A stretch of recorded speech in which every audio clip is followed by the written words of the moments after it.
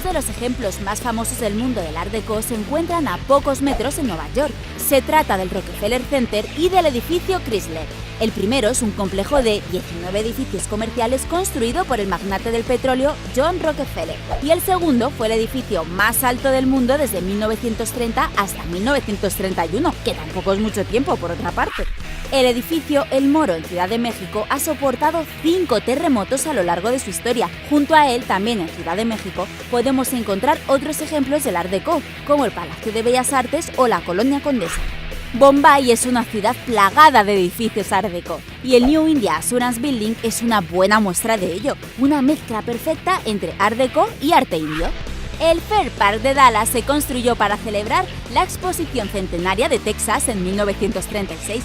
En principio, los edificios iban a ser temporales, pero los arquitectos Paul Philip Craig y George Dole pensaron en hacer algo un poquito más imperecedero. De hecho, tan imperecedero que dura hasta hoy. La Gran Vía madrileña es sin duda la calle más famosa de la capital de España. Cines, musicales, restaurantes, tiendas. La Gran Vía tiene de todo y casi de todo en Art Deco.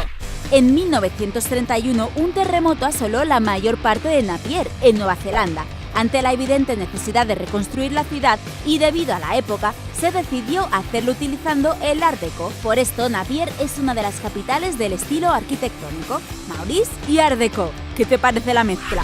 No es un edificio, pero es más grande que muchos de ellos. Aunque no lo creas, el monumento del Cristo de Corcovado es un magnífico ejemplo de Art Deco, en concreto 1000 toneladas de Art Deco. El Power and Light Building es una imponente torre de 145 metros de altura situada en Kansas City. El edificio carece de ventanas en la parte inferior de su lado oeste, y si quieres saber por qué, te lo explicamos en nuestro Facebook. Pero no todos los ejemplos de Art Deco están en tierra, también los hay en el mar, concretamente en los grandes transatlánticos de la primera mitad del siglo XX, y en especial en el majestuoso Queen Mary. Además de bonito, también era rápido, ya que ostentó durante 14 años la banda azul, el distintivo que acredita la travesía transatlántica más rápida. Con más de 800 edificios, el barrio de South Beach, en Miami, es el gran santuario de Art Deco del mundo. Si no te lo imaginas, te recomiendo que veas Scarface de Brian De Palma. Olvida las armas y los trajes. ¿Ves el Art Deco? Como ves, aunque desde 1950 la fiebre del Art Deco ha disminuido, aún se conservan muchos ejemplos de este estilo arquitectónico. ¿Y tú? ¿Qué otros edificios Art Deco conoces? El mundo está lleno de megaconstrucciones alucinantes que han sido abandonadas. Hoy te traemos las más increíbles. Monumento de Buzlucha en Bulgaria. Esta megaconstrucción de arquitectura comunista se levantó en 1975 con ayuda del ejército búlgaro e hizo las funciones de sala de congreso hasta 1989, fecha en la que cayó el gobierno socialista y fue abandonada. Las casas cúpula de Cabo Romano en Florida. Estas modernísimas casas, propiedad de un millonario estadounidense, se convirtieron en un reclamo turístico para el estado de Florida. Sin embargo, los tifones y huracanes inundaron la zona, dejando estas construcciones en su esqueleto. Nara Dreamland. Nada mejor que un parque de atracciones abandonado para transmitir una sensación inquietante de que algo terrorífico te acecha tras el puesto de algodón de azúcar.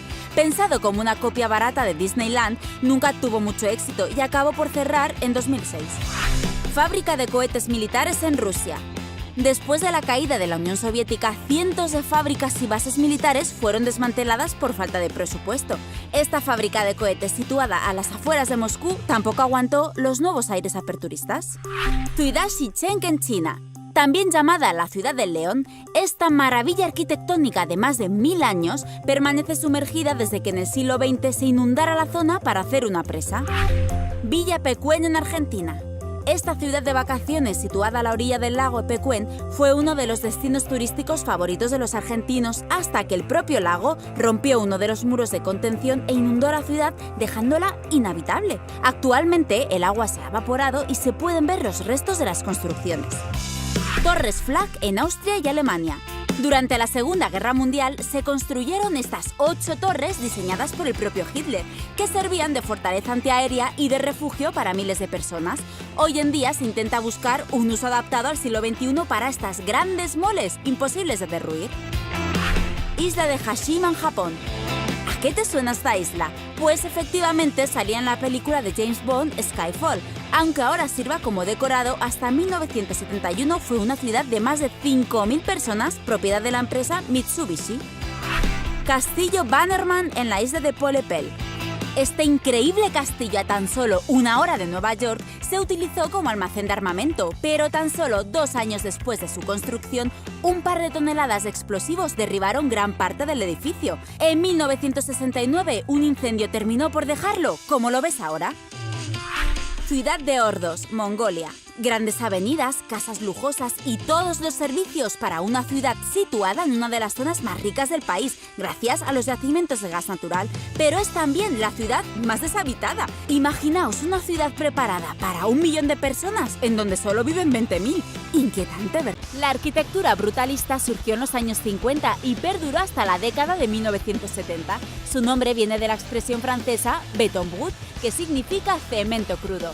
Diseñado por el arquitecto norteamericano Louis Kahn, el Parlamento de Bangladesh es un edificio envuelto en la polémica. A pesar de su valor arquitectónico y su reconocimiento mundial, el coste anual de mantenimiento es de $55 millones. El cuartel general del FBI lleva el nombre del que fue su director durante casi 50 años. El edificio cuenta con más de 200.000 metros cuadrados repartidos en 7 plantas y alberga a 34.000 agentes especiales. Tardó más de 10 años en construirse y su aspecto refleja claramente el poder del FBI. Y si lo que quieres es vivir en un edificio brutalista y tener unas vistas increíbles de la ciudad, nada mejor que mudarte a Londres y hacerte con una casa en el piso 32 de la Torre Trellick.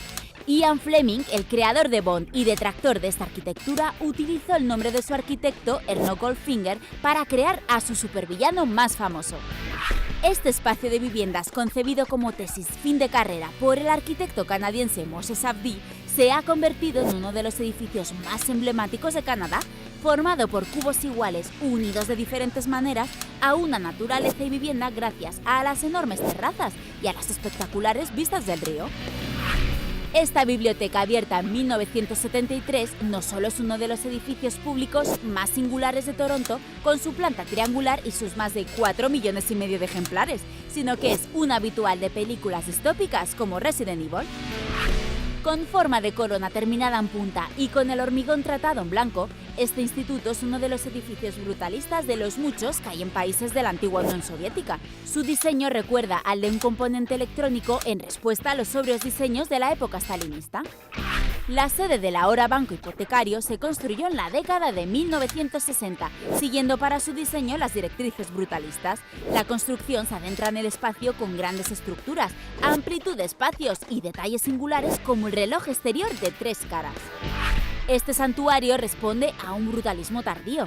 Se terminó en 1996 tras 20 años de construcción y se ha convertido en un ejemplo de cómo los grandes volúmenes y las formas en hormigón sin tratar casan a la perfección con las inmensas vidrieras y las maderas nobles del interior. Con sus 115 metros de altura más la estructura que alberga el restaurante giratorio en su punto más alto, la Torre Genex es la tercera torre más alta de Europa del Este y, como este tipo de arquitectura, juega con el ambiente consiguiendo formar una puerta de bienvenida a los visitantes que llegan desde el oeste. En forma de flor y construido en hormigón armado y vidrio, está pensado para ser ampliado a través de terrazas. Sus plantas confieren al edificio no solo una estructura original, sino que favorece los volúmenes interiores para que se pueda utilizar de forma óptima. El mundo está lleno de edificios, pero hay que reconocer que la arquitectura brutalista es una de las más originales y provoca tanto odios como amores. ¿Y a ti? ¿Qué te ha parecido?